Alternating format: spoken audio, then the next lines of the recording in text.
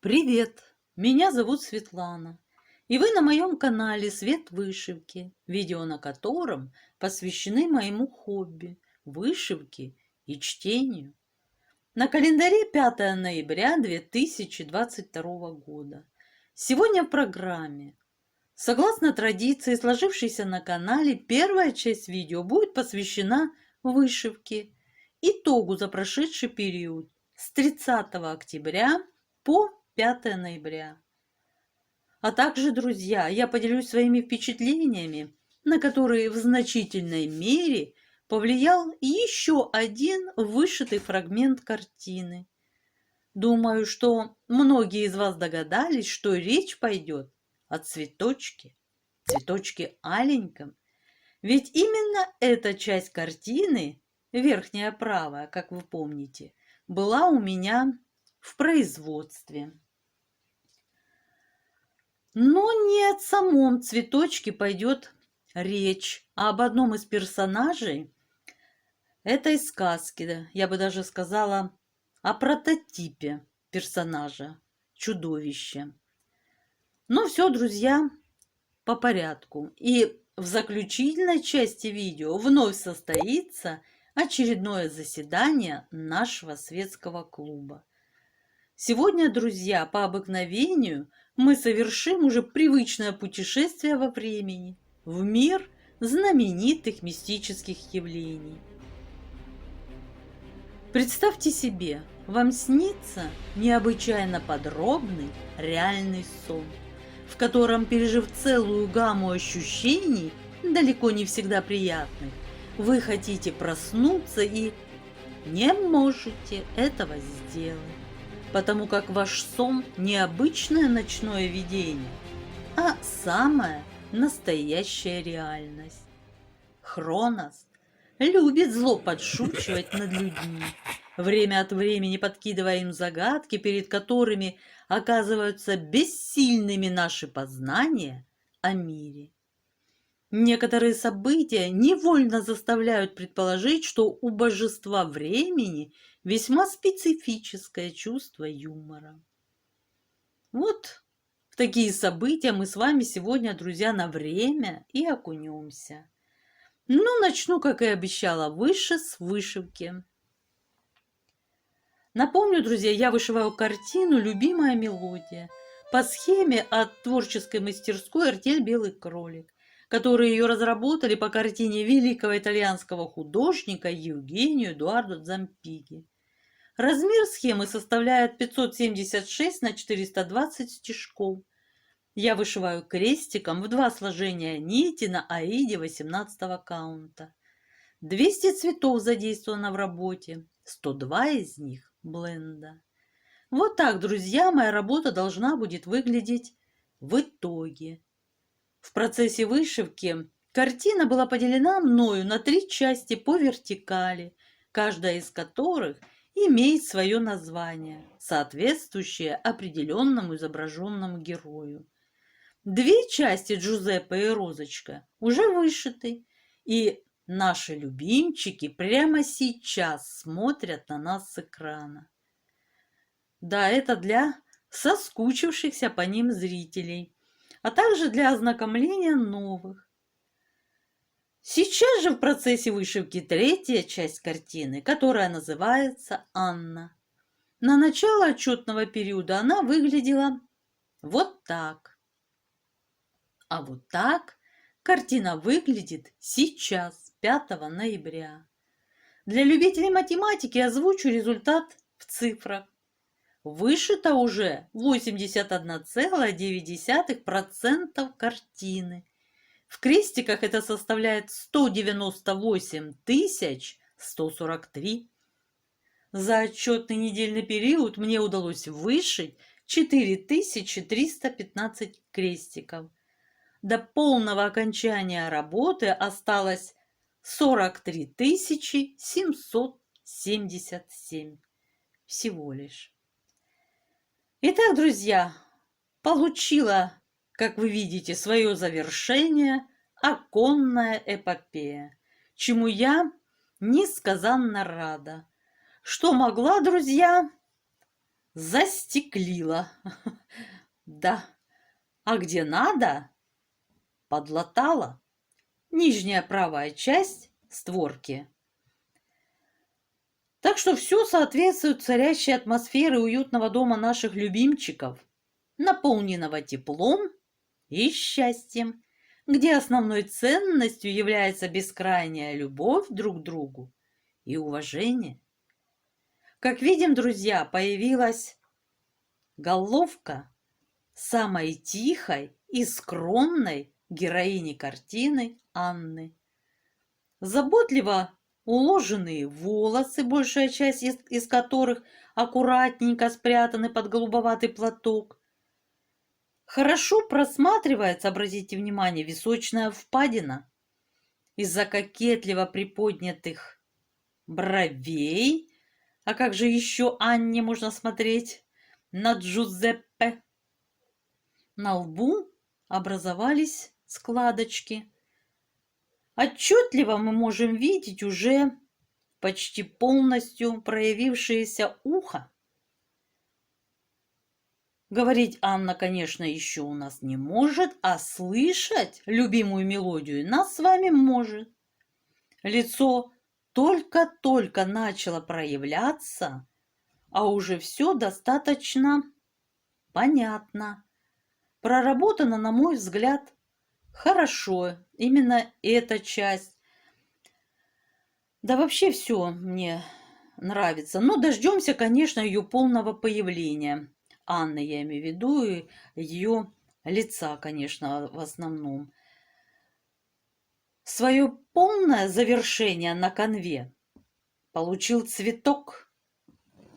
Цветочек аленький, герань, вместе с волшебным горшочком, куда он был определен в свое время заботливыми руками Аннушки. Друзья, касаемо вышиваемых участков.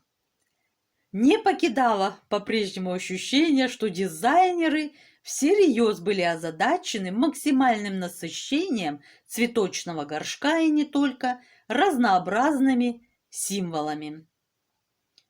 В итоге, как вы видите, он приобрел коричневато-неопознанную окраску, создающую впечатление неповторимого налета времени.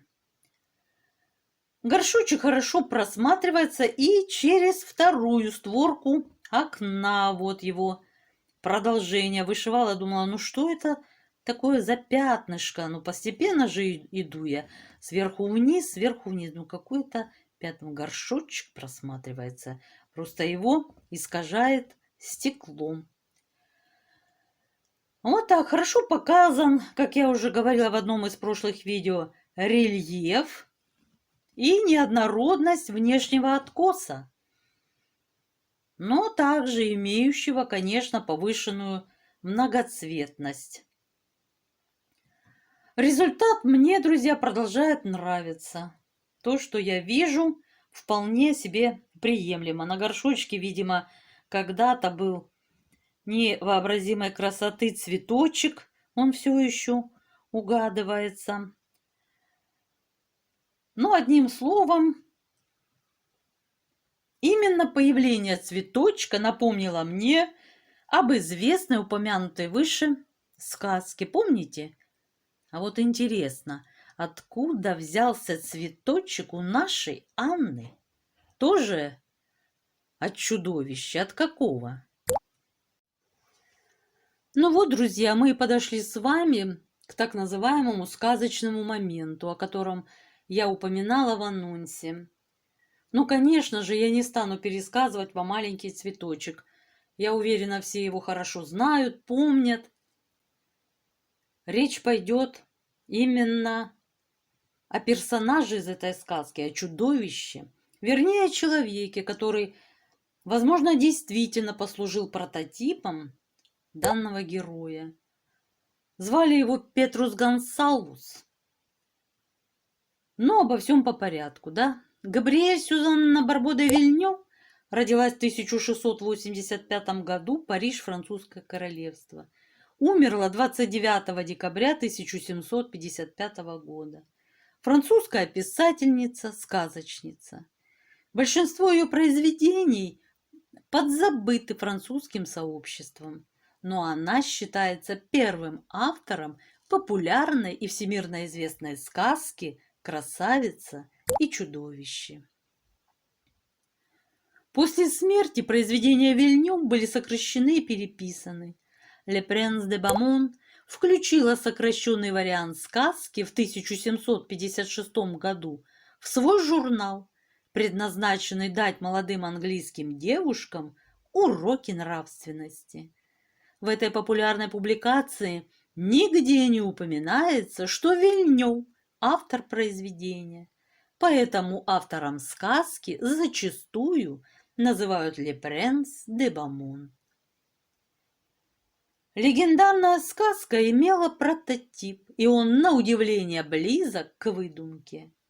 «Красавица и чудовище» – волшебная сказка, известная в нескольких вариантах.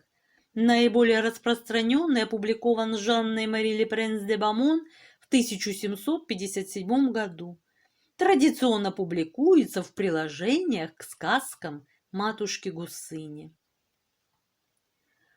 Вообще-то дама не планировала издавать свою сказку, которую написала под впечатлением истории одного из королевских придворных, и использовала ее как историю перед сном для своих воспитанников, ведь она была домашним учителем в богатых семьях. Но однажды в дом ее воспитанницы хозяин привел лакея, черного арабчонка, от которого мадмуазель постоянно пряталась. К уродству же можно привыкнуть, к злобе же никогда. Не стоит стесняться быть некрасивым, но надлежит делать так много добра, чтобы люди не замечали нашего некрасивого лица и любили нас за наше сердце. Вот что сказала ей женщина. Позже вышла книга, ставшая сенсацией. Авторство сказки ошибочно приписывают Шарлю Перу.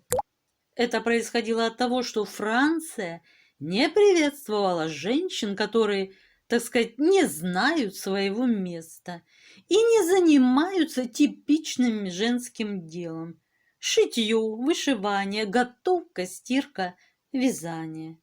Поэтому произведения нагло печатали в его сборниках, как никому неизвестное ранее приложение. Однако никакого отношения к данной сказке он не имеет. Сергей Аксаков и его «Аленький цветочек». Сказка была впервые напечатана Аксаковым в 1858 году. Уже современные филологи стали говорить о том, что писатель сплагиатил знаменитую французскую сказку. Однако, по его словам, сказанным намного раньше, а именно в XIX веке, которые просто не удосужились найти в документах сразу, он в детстве узнал сказку от ключницы Пелагеи, которая рассказала ему ту, когда он болел. Возможно, что сама женщина узнала сказку от моряков. Дело в том, что именно они привозили из Франции бродячие сюжеты, такие как «Золушка», «Спящая красавица», может, и «Красавица и чудовище». Не разобравшись в том, что эта история уже известна на их родине, и простодушно переиначив ее, к писателю обратились как к вору сюжета, потому что поклонником первоисточника был сам император Павел I. В 1537 году в Тенерифе, Канарские острова, родился Петрус Гонсалвус. Родители были в ужасе от такого демонического сына, который с рождения страдал от гипертрихоза, еще тогда никому неизвестного. Однако у них не поднялась рука убить мальчика. Они продали диковинку пиратам, которые за деньги показывали его по всем портам. Приплыв во Францию, когда ему было уже 10 лет, они подарили надоевшего пассажира королю. Тот сразу же выяснил, что это обычный мальчик. С помощью докторов лечить его было бесполезно, тогда правитель определил его в воспитанники и дал королевское образование. До смерти короля парень был в почете, однако потом он был вынужден стать собственностью Екатерины Медичи. Она не стала отстранять его от королевского двора и даже назначила умнейшего советника. Однако у нее созрел коварный план женить его на простой девушке, а детей от такого брака нагло использовать. Показывая дикарей приезжим послам за деньги, она рассчитывала иметь миллионы и славу, будто у нее тех уже не было. Но это было соперничество с другими странами, ведь лишь у нее был такой слуга. Жена умного дикаря.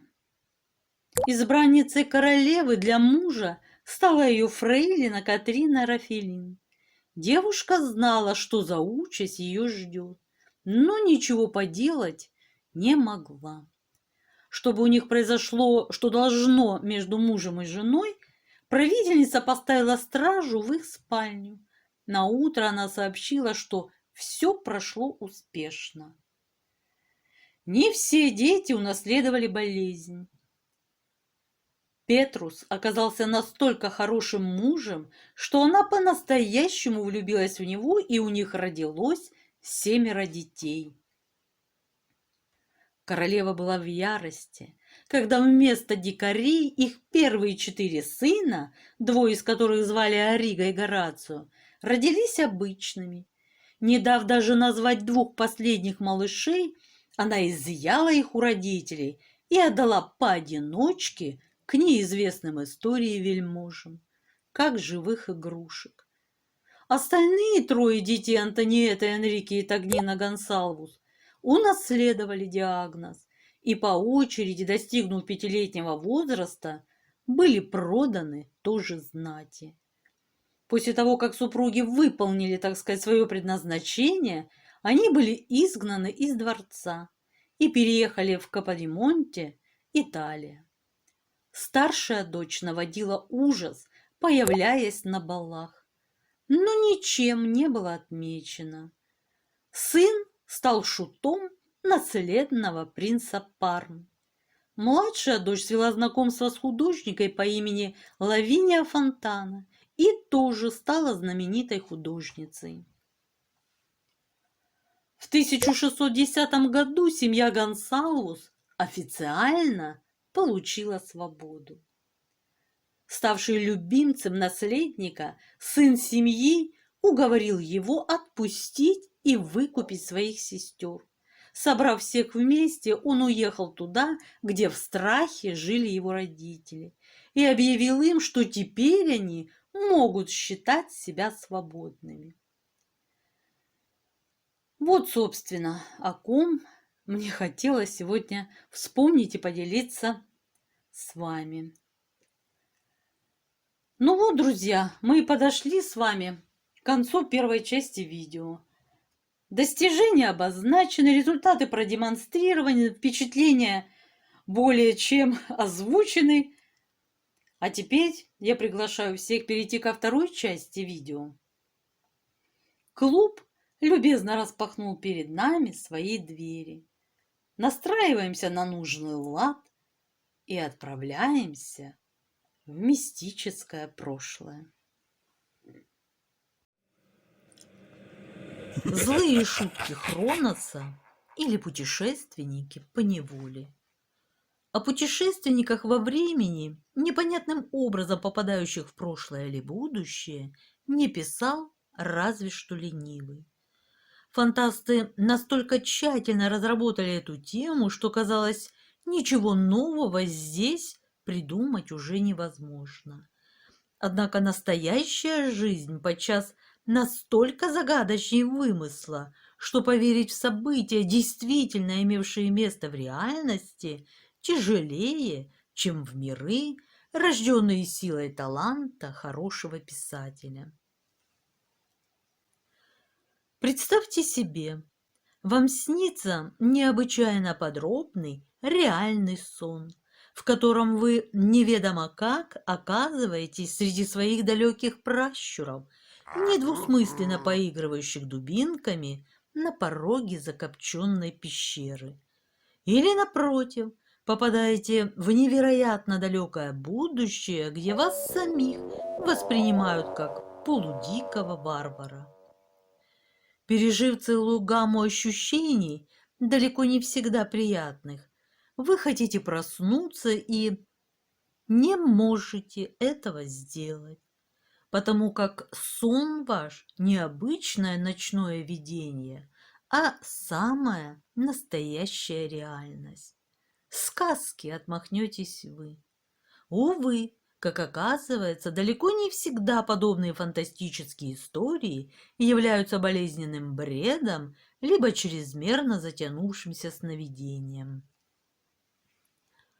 Самые различные источники упоминают о ряде историй, имеющих, правда, не одинаковую степень достоверности.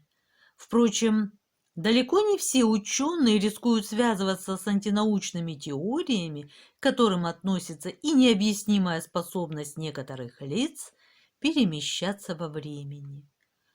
А Хронос любит зло подшучивать над людьми, время от времени подкидывая им загадки, перед которыми оказываются бессильными наши познания о мире. Конечно, говорить обо всех слухах нет необходимости. Большая часть из них – обычные утки, созданные любителями сенсаций, привыкшими наживаться на легковерности своих граждан. Но некоторые события невольно заставляют предположить, что у божества времени весьма специфическое чувство юмора.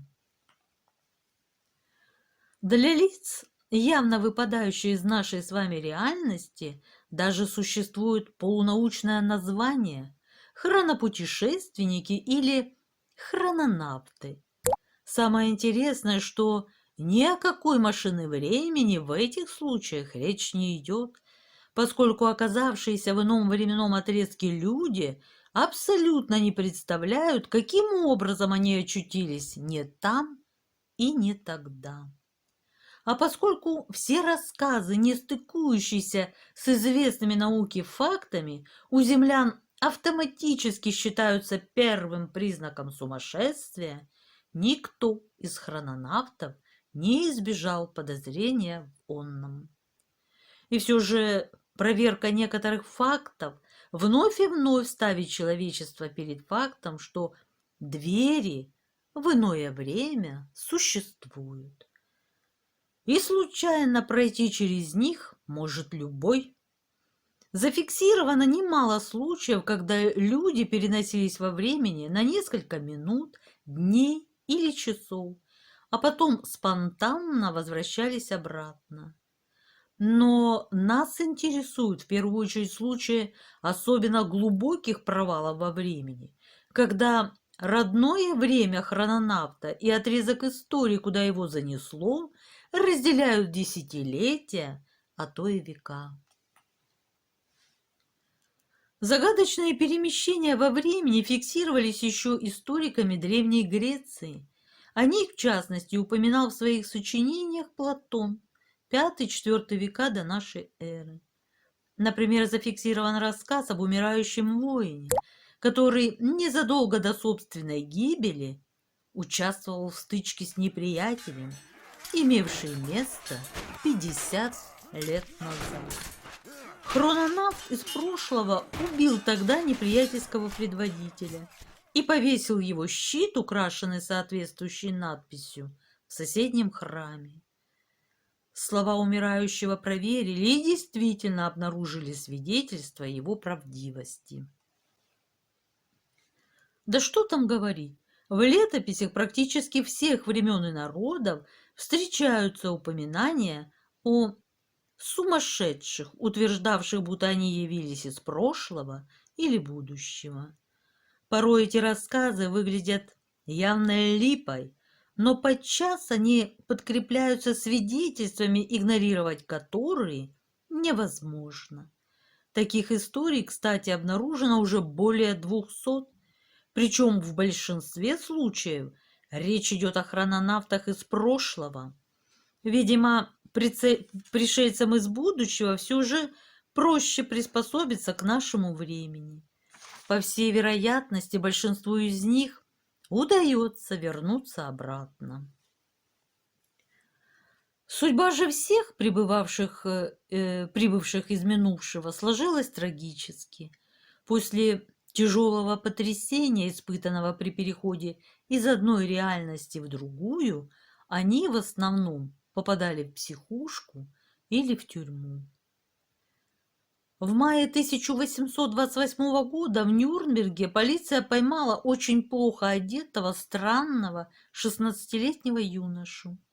Ему дали имя Каспар Хаузер. Этот человек обладал самыми невероятными способностями и имел необычные привычки. Например, в темноте он видел, как кошка, имел обоняние, превосходящее собачье и так далее. При этом юноша понятия не имел, что такое, скажем, огонь, молоко или расстояние до объекта. Власти провели на редкость дотошное расследование необычного дела, занявшего 49 томов, пытаясь установить, откуда же прибыл Каспар. Его портреты были разосланы по всей Европе, но место, где родился и проживал этот необычный человек, так и осталось загадкой. Она так и осталась тайной за 7 печатями, поскольку юноша погиб от пули убийцы. Несомненным осталось одно. До появления в Германии Каспар Хаузер жил в мире совершенно отличном от нашего. Правда, была предложена и более прозаическая версия, согласно которой юноша являлся наследным принцем Баденским, насильно отстраненным от престола и еще в раннем детстве помещенным в темницу. Это предположение рухнуло в 1992 году, когда спустя 164 года после гибели Каспара Хаузера была проведена генная экспертиза его останков. Она показала, что странный юноша не может быть сыном баденской маркграфини. Летом 1912 года в купе экспресса, следовавшего из Лондона в Глазго, где находились молодая медсестра и инспектор Скотланд-Ярда, из воздуха возник взъерошенный до полусмерти перепуганный пожилой мужчина. На необычном пассажире был костюм явно прошлых веков, которые дополняли тяжелые ботинки с большими пряжками и старинная треуголка. Длинные волосы пришельца были заплетены в косу. В одной руке он держал надкушенный кусок хлеба, а в другой – длинный бич. Пассажиры кинулись успокаивать истошно вопящего мужчину и попытались узнать, кто он и откуда взялся. Их невероятный попутчик кричал, рыдая, что он обычный возница и совершенно не понимает, где он очутился и как это произошло. Инспектор, пытаясь вывести мужчину из состояния истерики, не нашел ничего лучшего, чем открыть окно и предложил гостю выглянуть наружу. Но мужчина, увидев локомотив, поезд как раз шел по дуге, окончательно обезумел, попытавшись выскочить в окно. Кое-как затворив раму, служитель закона помчался за кондуктором, поскольку всерьез стал опасаться за жизнь невероятного попутчика. Но спустя пару минут в купе остались только бич, треуголка и медсестра в глубоком обмороке. Насыпь, кстати, тщательно проверили, но странного возницу или его тело так и не нашли. Инспектора так увлекло это дело, что он предпринял довольно тщательное расследование. Он подключил к делу этнографов, перерыв кучу документов в архивах. Оказалось, что шляпа и бич относятся ко второй половине XVIII века, а железная дорога проходит как раз через то место, где еще в начале XIX века находилась упомянутая возницей деревушка. Тогда дотошный инспектор подключил к поискам пастора местного прихода. Тот принялся исследовать записи в архивах местной церкви, относящиеся к интересующему служителя закона периоду. Наконец, в книге записей умерших 150-летней давности обнаружилось имя возницы и заметка, сделанная на полях тогдашним пастором. В ней значилось, что покойный, уже не молодой человек, однажды ночью возвращался домой на своей повозке и вдруг увидал прямо перед собой дьявольский экипаж, огромный и длинный, как змея, пышущий огнем и дымом, после чего непонятным образом оказался внутри экипажа. Возница рассказывал, что там сидели люди в странной одежде, не иначе слуги дьявола. И тут перепуганный мужчина воззвал к Богу, прося о спасении. Вслед за этим он вдруг оказался в какой-то придорожной канаве. Возница с трудом дотащился до дома и узнал, что повозка и кони были приведены еще час назад жителями соседней деревни. Экипаж незадачливого хрононавта почему-то обнаружился в 7 милях за городом. По свидетельству пастора, несчастный мужчина заболел, а затем вообще помешался. Он постоянно рассказывал о пережитом и очень сердился, что ему никто не верит. Интереснее всего в этой истории то, что в настоящем в появление человека из прошлого тоже не особенно верили. Но треуголку на всякий случай поместили в музей Британского королевского метапсихического общества. А вот хлыст, к сожалению, пропал. Видимо, его, как невероятный сувенир из минувшего века, прихватил на память кто-то из участников необычного расследования. В 1942 году на Кавказе колонна советских войск столкнулась с необычным человеком, который был принят за немецкого шпиона. Он был явно потрясен происходящим и находился в состоянии шока. И после неудачного допроса был расстрелян. Выглядел мужчина, по свидетельству осматривавшего после расстрела тело военного врача, так, словно являлся результатом генной инженерии. Тело оказалось слегка видоизменено и покрыто довольно густой растительностью, но при этом убитый оказался все же человеком, а не легендарным йети.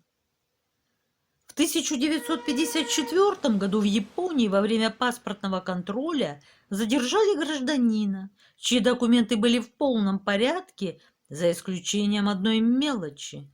Он числился гражданином государства Туарет. Задержанный возмущенно доказывал на пресс-конференции, что его государство находится в Африке между Мавританией и французским Суданом, то есть на территории современного Алжира. В 1987 году в Гонконге разразился уникальный скандал, подробно освещавшийся местной газетой Вэньвэньпо. На улице города был обнаружен необычный 9-летний мальчик. Он возник на глазах у ошеломленного полицейского прямо посреди оживленной трассы. Страж порядка едва успел вытащить ребенка из-под колес мчавшегося автомобиля. Но спасенный повел себя необычно. Он начал биться в истерике, обхватив ноги полицейского. Только тогда мужчина заметил, что мальчик одет, мягко говоря, странно, и разобрать прорывавшееся сквозь всхлипы бормотание невозможно. Несостоявшуюся жертву аварии спешно доставили в приют Чейнс-Бэй, но тамошние сотрудники не смогли добиться от ребенка никаких вразумительных ответов на вопросы. Дело в том, что мальчик изъяснялся на каком-то неизвестном языке. Кое-как успокоив найденыша, его несколько раз показали по телевидению. Наконец в приюте раздался телефонный звонок. Профессор филологии хотел лично посмотреть на ребенка, говорившего на древнекитайском языке. Лингвист и впрямь смог разговорить странного найденыша. Мальчик рассказал, что его зовут Юн Личенг, что он пришел из прошлого и является старшим сыном высокопоставленного сановника китайского императора. После опроса ребенка, в котором участвовали историки и видные психиатры, стало ясно, что Юн, непонятным даже для него самого образом, переместился из Китая IX века в Гонконг XX. Ребенок не владел современной речью и не по годам хорошо знал историю Китая и Японии. Причем о многих фактах, сообщенных им, в настоящее время либо не знали вообще, либо знали лишь отдельные люди. Весьма ограниченное число историков, тех, кто специализировался на определенных периодах или событиях. Так Юн легко вспоминал биографии древних знаменитостей, охотно и сознанием дела описывал жизнь императорского двора, рассказывал о нравах династии Тан, читал старинные храмовые книги. Одежда мальчика также соответствовала моде Китая IX века. Естественно, скептики тут же заговорили о хорошо спланированной провокации какой-то могущественной организации, скорее всего, телекомпании.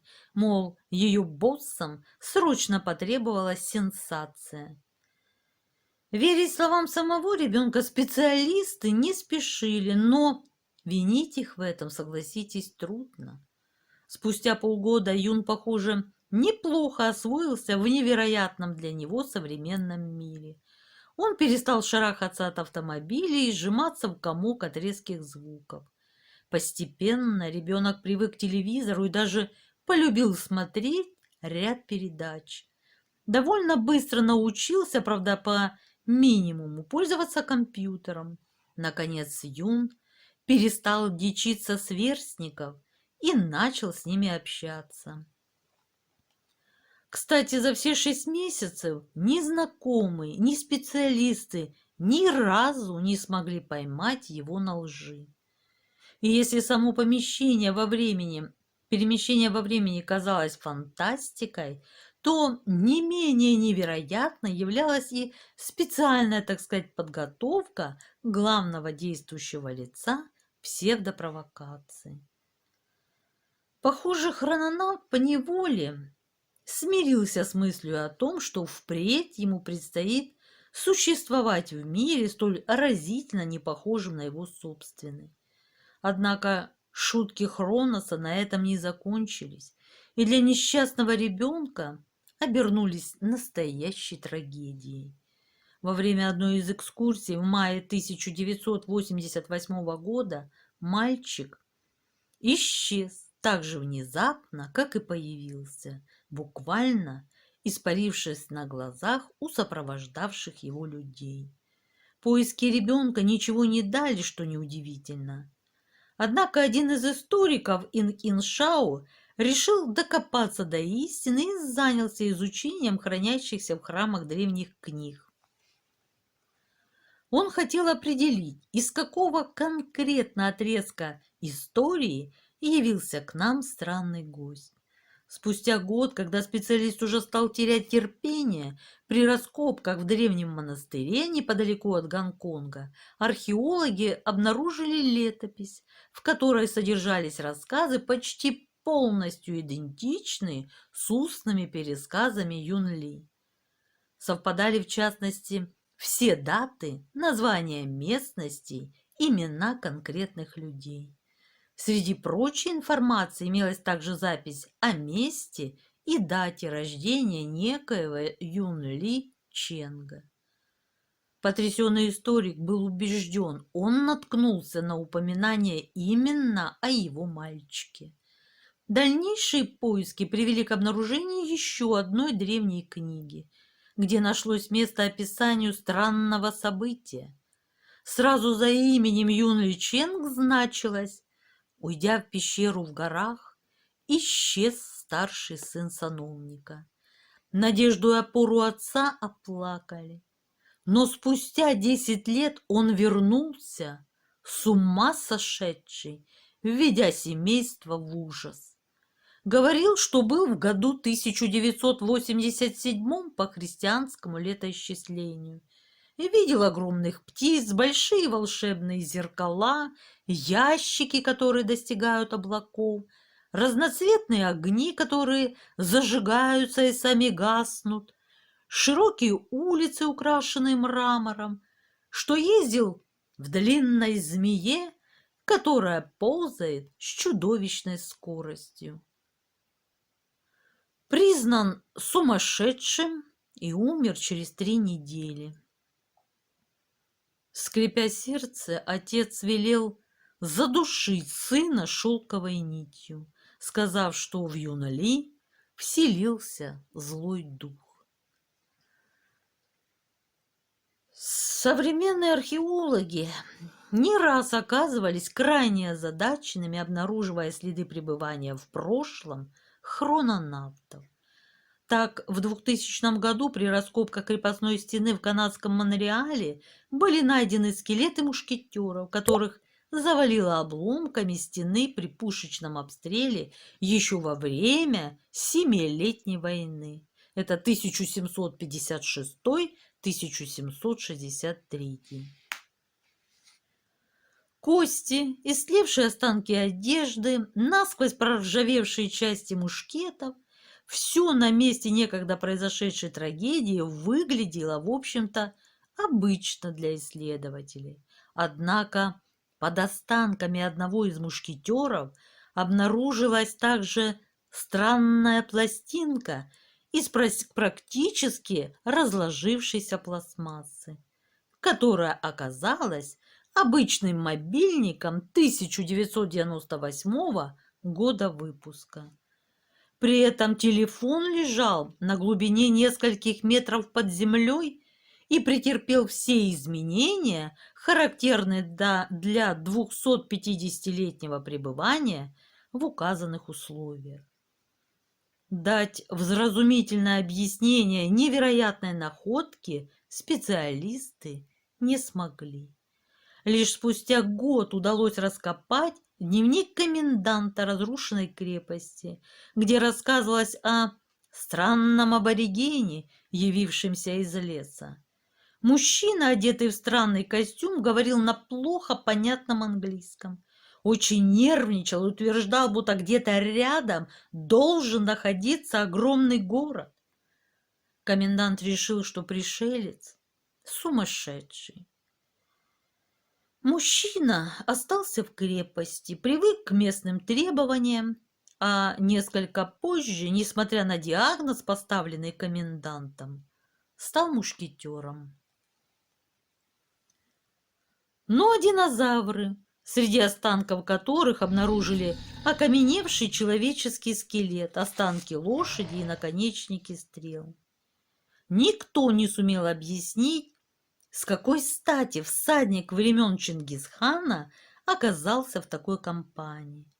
Да и современные ученые на вопрос, каким образом степной воин вместе с лошадью и вооружением попал в пустыню Гоби во временной слой соответствующей эпохи гигантских рептилий, на самое большое в мире кладбище динозавров.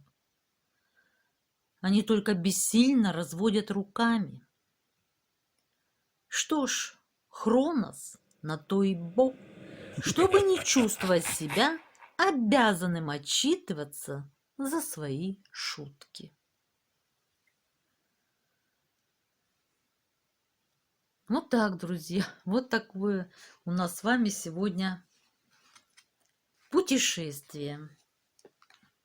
Пишите комментарии. Вы знаете, мне очень интересно читать ваши впечатления, мнения. Ставьте лайки, если тема была вам интересна. Подписывайтесь на канал, кто не подписался. Я желаю всем мира, здоровья, света и тепла. А на сегодня все, друзья. Спасибо за просмотр. Пока-пока.